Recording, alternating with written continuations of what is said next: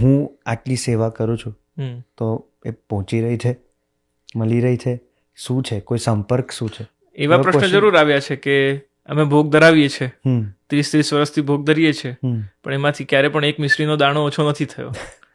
તો મારી સેવા સ્વીકારે છે કે નથી કરતા? બહુ સિમ્પલ એનું એક એક્ઝામ્પલ છે કે આપણે એક ફૂલ લઈએ ગુલાબનું, એને વજન કરીએ.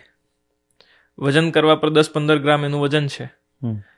એને પાછું આપણે હાથમાં લઈને એની સુગંધ લઈએ અને સુગંધ લઈને પાછું એનું વજન કરીએ, તો એનું વજન ઘટે છે કે નથી ઘટતું?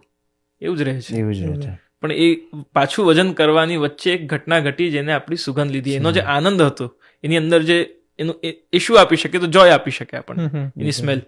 તો એ સુગંધ જે હતી એ આપણે સ્વીકારી લીધી. તો એમ ભગવાનને પદાર્થથી મતલબ નથી. મિશ્રી તમે દૂધઘર અથવા સામગ્રી કોઈ પણ બનાવીને ધરાવો છો, મટીરિયલથી એને મતલબ નથી ઈશ્વરને. એને આપણા ભાવથી, આપણા પ્રેમથી મતલબ છે.